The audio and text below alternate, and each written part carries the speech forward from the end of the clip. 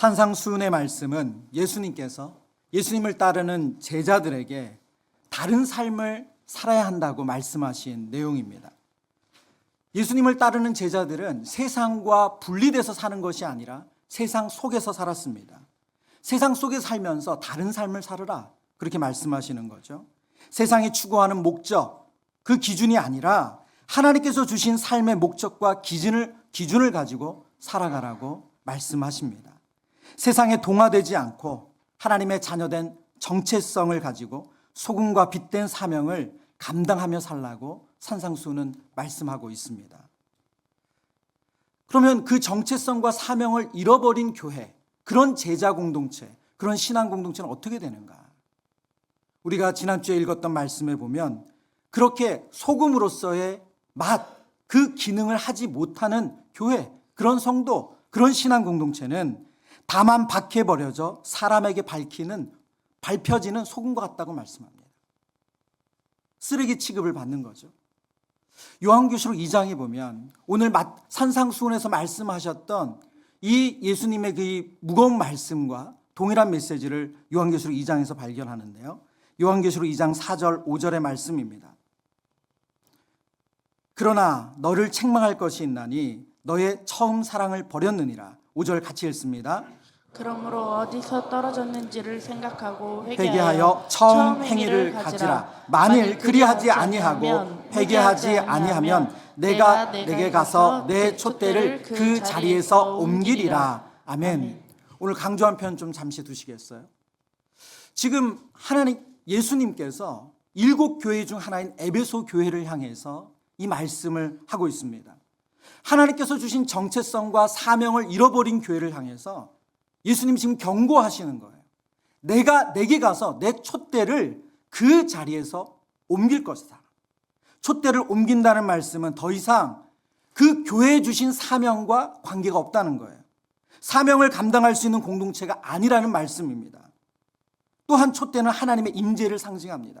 하나님이 그 신앙 공동체, 교회 공동체에 임재하지 않을 것이다 말씀하시는 무서운 심판의 메시지가 이 메시지에 담겨 있습니다. 교회 주인 되신 예수님께서 에베소 교회를 향해서 최후 통첩처럼 말씀하시는 거죠. 여러분, 이 무서운 경고를 받은 교회가 에베소 교회라고 말씀드렸어요. 에베소 교회는 사도행전 19장에 보면 바울이 복음을 전해서 세운 교회 중에 하나입니다. 소아시아 복음을 전하는 데 있어서 너무나도 중요한 지역이 에베소 지역이었어요. 그래서 바울은 그곳에 3년이라는 아주 긴 시간을 머물면서 말씀을 전했습니다. 그리고 후에는 그 에베소 교회 목회자로 누구를 세웠냐? 바울의 영적인 아들 디모데를 세웠습니다. 그만큼 에베소 교회는 중요하고 그렇게 아름답게 쓰임받았던 교회였습니다. 그런데 요한계시록에 예수님께서 그 교회를 향해서 너무나도 안타까운 마음을 가지고 최후 통첩처럼 너가 그 처음 사랑을 회복하지 않으면 그 촛대를 옮겨버리겠다 말씀하시는 겁니다. 디모데 전후서를 보면 에베소 교회는 당시 초대교회 안에 정말 많은 교회를 흔들어 놨던 이단들과 싸워서 믿음을 지킨 교회이기도 합니다. 그런데 그 교회가 더 이상 하나님이 주신 사명을 감당하는 교회로서의 그 역할과 기능, 사명을 잃어버렸다는 거예요. 너무나도 무서운 경고이죠.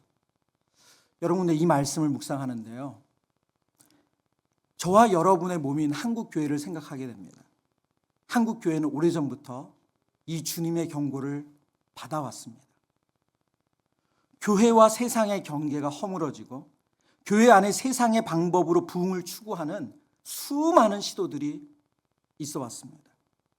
교회 안에서 직분자를 세우는데 세상 정치와 다를 것이 없는 금품수수가 이루어지고요, 흑색 성전으로 서로를 비난하는 그런 직분자를 세우는 일들이 한국교회 안에 있어 왔어요. 교회 안의 문제를 하나님의 방법으로 해결하지 못해서 목사와 성도가 성도 간의 소송은 지금도 끊이지 않고 세상 재판소를 향해 가고 있습니다. 말씀의 권위보다 세상의 지위가 교회 안에 동일한 권세와 지위가 돼서 교회 안에 영향력을 행사하는 일이 한국교회 안에 있어졌어요. 겸손히 섬겨야 할 목회자들이 권위적이고 물질에 대한 탐욕과 비윤리적인 행위들로 교회를 혼란스럽게 하고 성도들을 실망시키고 낙심시키는 일들이 있어 왔습니다. 바른 신학이 아니라 어디에도 검증되지 않는 신학과 주관적인 성경 해석으로 성도를 오도하는 일도 교회 안에 있어 왔습니다. 여러분, 에베소 교회를 향한 예수님의 최후 통첩과 같은 말씀이 한국 교회에, 우리에게 예수님이 끊임없이 지금 말씀하고 계시다는 거예요. 주님이 주신 그 사명을 어디서 잃어버렸는지, 주님을 향한 그 온전한 사랑을 어디서 잃어버렸는지 회복하지 않으면 그 촛대를 옮겨버리시겠다. 산상수훈의 말씀을 이렇게 읽다가 보면 요즘 아이들 말로, 요즘 아이들이 이런 표현 쓰더라고요. 뼈 때린다. 정말 뼈를 맞는 것 같습니다. 2024년 한국 사회에서 그리스도인으로 살아가는 우리들이기에 더욱 막중한 책임 의식을 가지고 산상수훈의 말씀을 저희가 대해야 합니다. 오늘 본문은 제자된 우리들에게 구체적으로 이렇게 다른 삶을 살라고 말씀하시기 전에, 그럼 구체적인 내용을 다음 주도 살필 거거든요. 그 전에 더욱 큰 틀에서 율법과 예수님의 관계, 그리고 우리가 추구해야 될 의의가 무엇인가에 대해서 말씀해 주고 있습니다. 그 첫 번째, 예수님은 율법의 완성자로 오셨고 참된 의의 길을 보여주신다고 말씀하세요. 율법의 완성자로 오신 예수님을 말씀하시는데요, 우리가 읽었던 말씀에 이렇게 말씀하시죠. 내가 온 것은 율법이나 선지자를 폐하러 온 줄 생각하지 말라. 폐하러 온 것이 아니요 완전하게 하려 함이라. 율법과 선지자라는 말씀은 구약 성경 39권 전체를 아우르는 말씀입니다. 예수님은 당시 종교 지도자들에게도 그랬고, 그리고 유대인들에게도 율법을 무시하는 사람이라고 오해를 받으셨어요. 그럴 만한 몇 가지 사례들이 성경에 보면 기록되어 있습니다. 대표적인 것이 안식일에 예수님과 제자들이 함께 가다가 예수님의 제자들이 배가 고파서 그 밀 이삭을 손으로 비벼서 그것을 까서 먹었어요. 그러니까 그 행위를 바리새인들이 보고 추수한 행위라고 본 거예요. 안식일에 해서는 안 되는 행위다라고, 그래서 예수님과 그 제자들을 비난했습니다. 뿐만 아니라 예수님께서 병자를 고치실 때 안식일에 손 마른 자도 고치셨고 38년이나 육체적인 고통 가운데 있었던 베데스다 연못의 병자도 고치셨고, 그리고 맹인도 고치셨어요. 예수님의 이 의료 행위, 치료 행위가 안식일에 이루어진 것에 대해서 예수님이 율법을 무시하고 율법을 폐하는 분이다 라고 생각을 했습니다. 또 예수님의 제자들이 손을 씻지 않고 음식을 먹는 일이 있었거든요. 그것을 가지고도 당시 정결 예식을, 예법을 어겼다고 예수님에 대해서 비난을 했습니다. 오늘 제가 말씀드린 이 본문의 사례 하나하나를 살피진 않을 겁니다. 근데 오늘 예수님의 말씀을 통해서 그들이 가지고 있던 예수님에 대한 오해, 유대인들이 가지고 있던 오해에 대해서 예수님이 아주 분명히 말씀하시죠. 내가 이 땅에 온 것은 율법을 폐하는 것이 아니라 완성시키러 왔다라고 말씀하세요. 예수님이 율법을 완성하러 오셨다는 의미는 바로 39권 구약의 말씀과 예수님이 끊어진 삶이 아니라 연속성상에 있다는 뜻이에요. 뿐만 아니라 예수님은 그들이 잃어버린 율법의 정신을 회복시켜 주시는 분으로 오셨고, 선지자들이 말한 메시아로서의 그 예언을 성취하는 분으로 오셨다라는 의미로 예수님께서 율법에 완성하러 오셨다 말씀하신 것입니다. 예를 들면 마태복음 15장 11절에 보면 입으로 들어가는 것이 사람을 더럽게 하는 것이 아니라 입에서 나오는 그것이 사람을 더럽게 하는 것이니라 말씀하세요. 이 말씀을 언제 하셨냐? 예수님의 제자들이 손을 씻지 않고 정결예법을 지키지 않고 음식을 먹으셨을 때 예수님 하신 거예요. 진정한 율법의 정신은 손을 깨끗이 씻고 음식을 먹냐 안 먹냐로 죄가 결정되는 게 아니라는 거예요. 진정한 죄는 그 마음에서 나오는 그것이 우리를 더럽게 한다라는 그 율법의 정신을 예수님이 알려주시는 거죠. 또한 복음서에 보면 예수님은 율법의 완성자로서 39권 구약에 말씀하신 그 말씀을 성취하는 분, 특별히 선지서의 말씀들은 대부분 오실 메시아에 대한 예언들로 가득 차 있거든요. 그 말씀을 이루는 분, 완성시키시는 분이 예수님이라는 것을 알려줍니다. 마태복음 1장 22절 말씀 우리 같이 읽어보겠습니다. 이 모든 일이 된 것은 주께서 선지자로 하신 말씀을 이루려 하심이니 이르시되 마태복음 4장 14절 같이 읽습니다.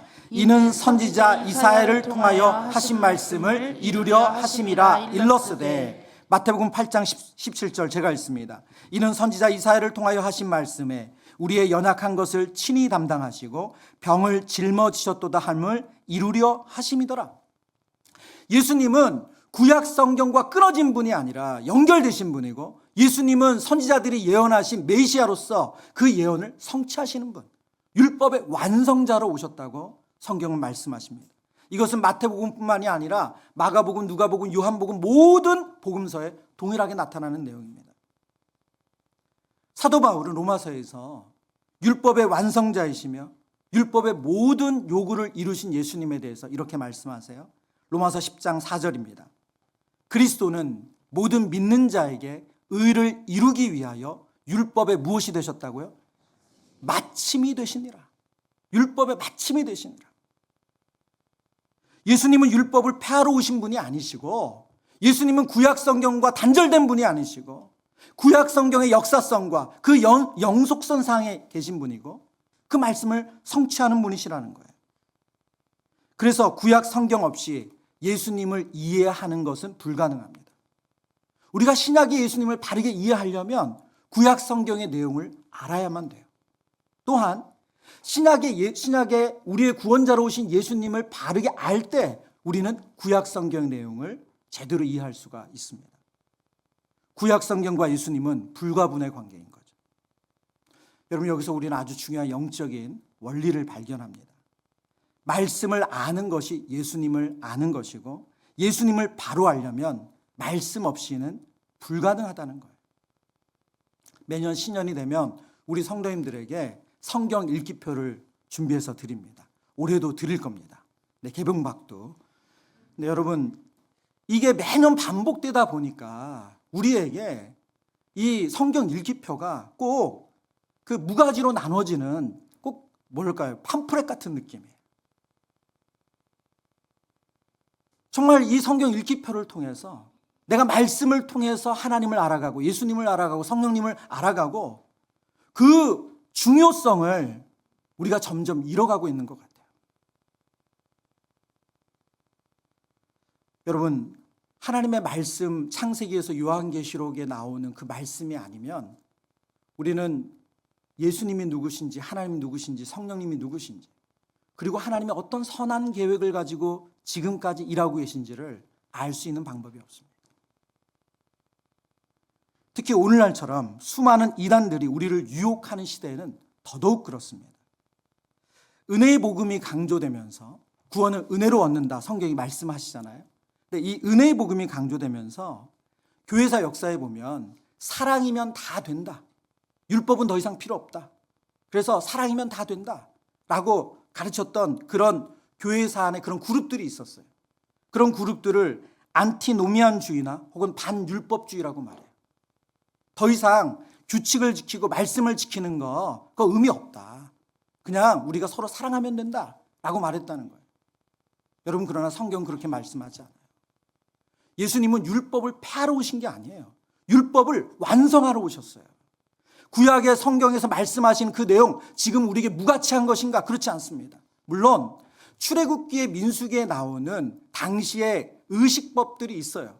당시에 백성들의 문화와 상황 속에서만 하나님께서 허용하신 법들이 있습니다. 그걸 지금 우리가 지킬 이유는 없어요. 예를 들면 비늘이 없는 생선을 먹지 말라 하셨는데, 여러분 지난주에 전하시면서 오징어 먹으신 분 다 죄 지는 거죠. 그렇게 되면. 그렇죠? 그러니까 굽이 갈라지지 않는 고기는 먹지 말라 하셨는데 우리가 굽이 갈라지지 않는 그런 고기, 돼지고기가 그 대표적이잖아요. 그런 걸 먹으면 다 죄를 졌다는 거예요. 그것은 당시 이스라엘이라는 팔레스타인 문화에 사는 사람들을 향해서 하나님 주신 규례지 지금 우리가 그걸 지키지는 않습니다. 그러나 십계명을 비롯한 도덕법 여전히 유효하고 그 정신은 우리가 지금도 따릅니다. 현대 사회에서는 이 반율법주의가 무엇으로 바뀌었냐면 반지성주의예요. 반지성주의. 하나님의 말씀에 대해서 그렇게 우리가 파고들 이유 없다. 그리고 내 느낌, 예배 가운데 느끼는 감동, 그리고 내 안에서 성령께서 주시는 그 인도함이 중요하다라는 그런 그룹들이 있습니다. 그러나 그 또한도 성경이 말씀하시는 내용이 아니에요. 이전에 제가 사역 훈련을 진행하는데요. 한 훈련생이 이제 사역 훈련을 하면서 성경을 더 자세하게 보기 위해서 귀납적 성경 연구라는 것을 우리 훈련생들과 훈련을 하거든요. 거기 보면 성경을 관찰, 해석, 적용이라는 세 단계를 통해서 이제 본문을 연구를 합니다. 그래서 제가 그것을 강의를 하고 또 훈련한 우리 훈련생들이 그걸 가지고 과제를 제출하고 이런 일을 반복을 하는데, 그 강의를 할 때예요. 한 훈련생이 제게 갑자기 이제 손을 들면서 얘기를 하시는 거예요. 목사님, 성도가 이렇게까지 말씀을 해석하는 법을 배울 필요가 있습니까? 예. 그러면서 이어서 하시는 말씀이, 목사님께서 설교해 주시고 가르치는 대로 성도는 믿고 순종하기만 하면 되지 이렇게까지 할 이유가 뭐가 있습니까? 여러분, 그분이 하신 말씀이 목회자 듣기 좋으라고 하신 말씀인지 모르겠지만 전혀 그렇지 않죠. 왜 그렇습니까? 성경이 그렇게 말씀하지 않기 때문이에요. 성경 어디에도 우리에게 덮어놓고 믿으라고 말씀하지 않습니다. 저와 여러분이 성경을 펼쳐서 읽고, 그리고 성경이 말씀하시는 성령의 깨닫게 하심을 듣고, 그리고 지키라고 말씀하고 있어요. 만약 여러분이 이 일에 이건 내 일 아니야, 난 주일 예배 설교만 잘 들으면 돼, 난 새벽 기도 가서 목사님들이 해주는 해석만 잘 들으면 돼, 그런 마음으로 여러분이 성경을 대하신다면 그것은 많이 벗어나 계신 거예요. 여러분이 직접 성경을 읽고 성령께서 조명해 주시는 것, 깨닫게 하시는 것을 경험하고 그 깨닫게 하시는 대로 순종하는 삶을 살아내셔야 합니다. 여러분, 왜 우리가 하나님의 자녀이고 예수님을 따르는 제자임에도 불구하고 이 세상 속에서 만나는 고난에 그렇게 쉽게 무너집니까? 우리의 믿음의 뿌리가 약해서 그렇죠. 여러분, 믿음이 뿌리를 내린다고 했을 때 우리의 믿음이 어디에 뿌리를 내리는 것입니까? 바로 말씀이에요. 말씀이에요. 말씀이 얼마나 더 깊이 박혀 있는가, 말씀이 얼마나 더 넓게 뿌리 내려 있는가 하는 것이 우리의 믿음이 견고하다는 것을 설명해 줄 수 있습니다. 그런데 여러분에게 하나님의 말씀이 없다, 여러분의 삶의 문제, 여러분의 삶의 고민을 해석해 주고 이겨낼 말씀이 없다, 그러면 고난 앞에서 너무나도 쉽게 흔들리고 무너지는 거예요. 여러분, 2025년을 소망하는 우리 사랑하는 성도님들에게 그런 의미에서 여러분, 말씀을 더욱더 붙잡고자 하는 여러분 안에 사모함이 생기시길 축원합니다. 여러분, 한국교회 선교사 역사를 보면 다른 선교 역사와 좀 다른 아주 특별함이 있었어요. 그게 뭐냐면 한국교회 선교의 시작은 말씀으로부터 시작이 됐다는 겁니다. 그래서 1845년에 언더우드 아펜젤러 선교사, 한 분은 장로교고 한 분은 감리교 선교사인데, 이 두 분의 선교사가 재물포항으로 개신교 선교사로는 처음으로 이제 한국에, 조선에 입국을 합니다. 그런데 놀랍게도 그분들이 선교하러 조선 땅에 왔는데 그분들 손에는 요한복음 한글로 된 성경이 들려져 있었어요. 어떻게 이 일이 가능했는가? 그것은 압록강 너머로 중국에서부터 존 로스 선교사와 토마스 선교사를 비롯한 중국에서 활동하던 선교사들이 한국, 조선이 쇄국 정책으로 들어올 수 없어서 조선 땅이 열리기를 기도하며 성경 번역을 계속하고 있었습니다. 그리고 그 중에 성경 번역을 도왔던 이수정 씨라는 사람이 일본에서 요한복음 성경을, 한자 성경을 한글로 완성을 시켰어요. 그리고 그들이 언더우드 아펜젤러 선교사가 바로 조선으로 입국한 것이 아니라 일본에 머물렀다가 한국으로 들어왔기 때문에 일본에서 그 이수정역 요한복음 성경을 손에 들고 한국에 입국했습니다. 너무너무 놀라운 일이죠. 선교사가 먼저 와서 그들의 언어를 배우고 성경을 번역해야 하지 않는데 어떤 선교사도 그 땅 가운데 들어오지 못했는데 그 일이 벌써 이루어졌던 거예요. 여러분, 근데 이것은 여기서 그치지 않아요. 우리나라 한국 교회사를 보면 이렇게 성경이 번역돼서 책으로 찍어내면 그것을 가지고 성경을 집집마다 가면서 팔았던 사람들이 있어요. 그 사람들을 매서인이라고 합니다. 성경을 판다는 의미에서 매서인이에요. 당시 책이란 자체가 귀하기 때문에 그 책을 사라고 권하는 거예요. 그리고 또 그것을 가르치고 권한다는 의미에서 권서인이라고 불렀어요. 총신대학교 안에 가면 우리나라 최초의 개신교 교회가 있습니다. 소래교회라고 하거든요. 황해도 소래포구 지역에서 처음 세워진 교회예요. 소래교회. 이번 가을에 우리 훈련생들과 거기를 다녀왔어요. 그러면서 제가 다시 한번 그 역사의 기록을 뒤지게 됐는데요. 여러분, 그 교회를 세웠던 그 성도 중에 한 분인 서경덕이라는 분을 보면 그분이 매서인이고 권서인이셨던 거예요. 그분은 서울이든 어느 곳이든 성경을 사람들이 원한다 그러면 성경을 보부상처럼 들러매고 그곳에 가서 성경을 팔고 성경을 전하면서 그 성경을 가르쳤던 사람이에요. 그분이 그 소래교회를 세우는데 가장 주축인 역할을 했어요. 더 놀라운 건 뭔지 아세요? 당시 서울에 있던 선교사들이, 당시 많은 선교사들이, 입구했던 선교사들이 소래교회가 세워질 때 우리가 그 교회 세워지는데 헌금하겠다, 돕겠다고 했을 때 성도들이 다 거절했다는 거예요. 왜요? 우리 힘으로 세우겠다. 조선의 교회, 이 교회 우리 힘으로 세우겠다. 그리고 첫 번째 세워진 교회는 초가집 교회였어요. 그리고 몇 번의 이제 증축을 거쳐서 지금 총신 신대원 안에 있는 교회 형태가 완성됐습니다. 여러분, 그런 힘, 그런 하나님이 주신 마음의 감동을 받고 움직이는 힘이 어디서 나왔을까요? 말씀에서 나옵니다. 1년에 성경 일독하는 거 여러분 쉽지 않습니다. 그러나 저와 여러분이 포기하지 않아야 될 일이 있어요. 성경을 펼치는 거예요. 성경을 매일 펼치는 겁니다. 여러분, 1년에 일독 여러분 수준에 나는 그거 어렵다 하시면 안 하셔도 돼요. 죄책감 안 가셔도 돼요. 예. 그러면 어떻게, 여러분 하루에 한 장씩 읽으면 3년에 일독할 수 있습니다. 이건 조금 용기가 나지 않으세요? 총 1189장이에요. 성경의 총 장수가. 예. 그래서 하루에 한 장씩 읽으면 3년에 일독할 수 있어요. 여러분, 그러나 3년에 일독도 나는 어렵다 그러시면 여러분 매일 성경을 펼치는 것은 꼭 하셔야 돼요. 단 한 절, 단 두 절이라 할지라도. 왜냐하면 우리에게 말씀이 들려지지 않으면 예수님을 제대로 알 수 없고 예수님을 알 수 없으면 우리는 하나님과 바른 관계를 가질 수가 없습니다. 요한계시록 1장 3절의 말씀이에요. 같이 읽어보겠습니다. 이 예언의 말씀을 읽는 자와 그 가운데 기록된 것을 지키는 자는 때가 가까움이라. 아멘. 어떤 자가 복이 있다고 말씀하세요? 말씀을 읽는 자와 듣는 자와 지키는 자래.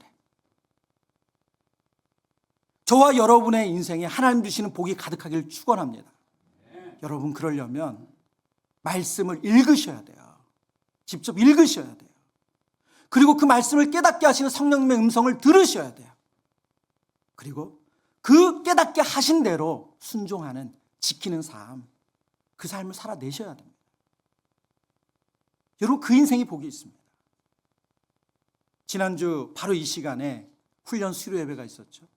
우리 훈련 간증문을 읽은 성도님께서 간증문의 내용 가운데 이런 얘기를 하셨어요. 본인 신앙생활 오래 하셨지만 한 번도 성경을 일독해 본 적이 없다. 그러나 훈련을 하려면 매일 4장, 5장을 꼭 읽으셔야 되거든요. 그러면서 성경 일독을 시작하셨다는 거예요. 근데 그러면서 그럼 뭐라고 말씀하셨습니까? 아, 말씀이 이렇게 달 수 있구나. 말씀이 이렇게 정말 꿀처럼 달 수 있구나. 그래서 울다가 웃다가 하시면서 성경을 읽으셨다고 말씀하셨죠. 그것이 본인 훈련 가운데 누리신 큰 복이시라고. 요한계시록 말씀 그대로 아닙니까? 말씀을 읽고 듣고 지키는 자가 복이 있다. 사랑하는 모든 성도님들에게 이 복이 있기를 축원합니다. 두 번째, 율법의 완성, 참된 의의 길로 인도하시는 예수님은 참된 의의 길은 하나님과 바른 관계를 맺게 한다는 것을 말씀해 주세요. 20절의 말씀인데요. 내가 너희에게 이르노니 너희 의가 서기관과 바리새인보다 더 낫지 못하면 결코 천국에 들어가지 못하리라.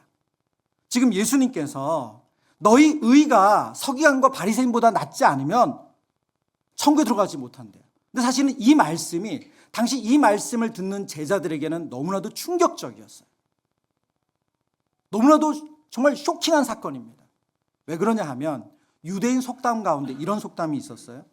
만일 천국에 단 두 사람만 갈 수 있다면 한 사람은 서기관이며 다른 한 사람은 바리새인일 것이다. 이런 속담이 생길 정도로 서기관과 바리새인들은 하나님의 말씀을 알고 지키는데 탁월했던 사람들이에요. 누구도 그들처럼 살 수 없다라고 생각했던 사람들이 서기관과 바리새인들이에요.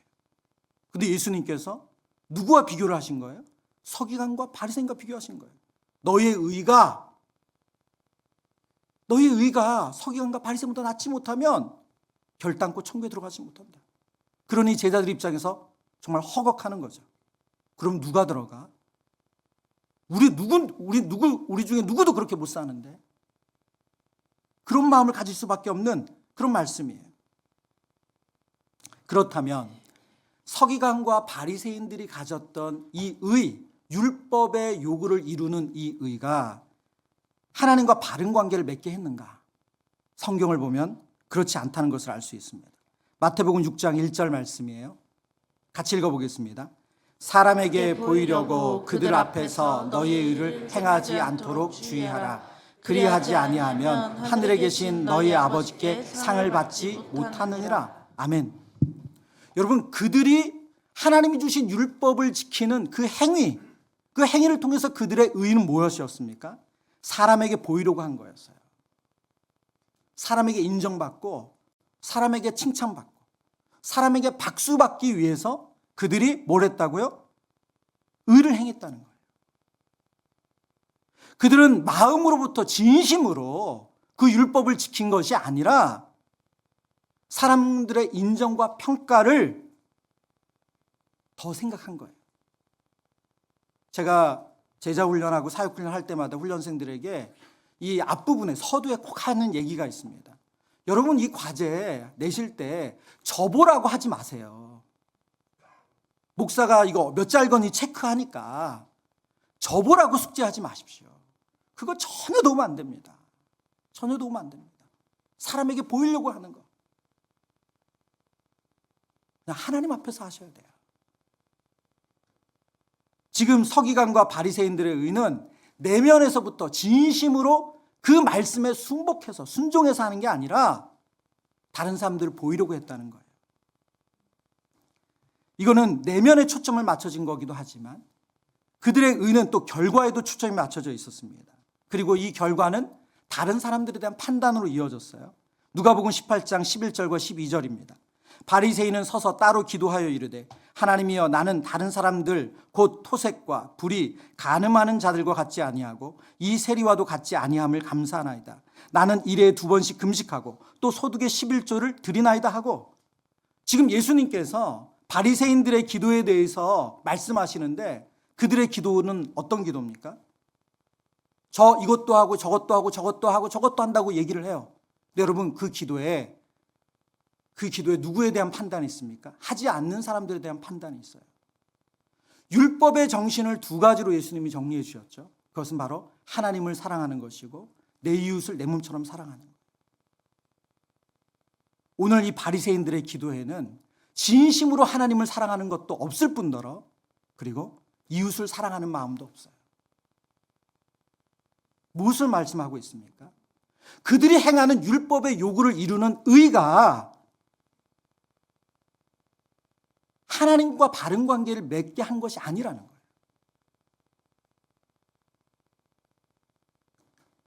율법의 그 정신을 바르게 안다면 그들이 그 의를, 하나님 원하시는 그 마음의 의를, 그리고 정말 하나님 앞에 순수한 동기로 사랑하고자 하는 그런 의를 가지고 있었다면 그들은 이렇게 기도하지 않았을 거예요. 예수님이 말씀하시는 더 나은 의는 무엇입니까? 겉으로 드러나는 행동이 전부가 아니라 마음까지도 하나님 말씀에 순복하는 거예요. 결과만 보는 것이 아니라 동기까지도 하나님께 순수한 마음으로 순종하는 것입니다. 그렇다면 과연 이것이 가능한가 하는 질문이 나오죠. 하나님이 이스라엘 백성들에게 율법을 주실 때, 십계명과 그들이 지켜야 될 여러 규례들을 주실 때 그들이 그 율법의 요구를 다 지킬 수 없다는 걸 아셨어요. 그래서 그들에게 율법과 함께 하나님이 주신 게 뭐냐면 제사법이에요. 제사법. 여러분, 제사의 행위의 핵심이 뭡니까? 죄를 사하는 거예요. 그들을 용서해 주시는 거예요. 거룩하신 하나님께서 하나님의 백성들을 하나님의 자녀 삼아서 그들과 동행하려면, 그들을 가까이 하려면 그들에게 죄가 없어야 되는데, 그들이 율법의 요구를 이루지 못한 삶이 계속되면 하나님은 그들과 같이 있을 수 없잖아요. 그래서 그들의 죄를 용서해 주시는 제사법을 주신 거예요. 그래서 흠없는 양, 흠없는 소, 흠없는 다른 짐승들을 잡아서 그들의 죄를 전가하고 죄를 용서해 주시고 하나님과 교제하도록 하셨어요.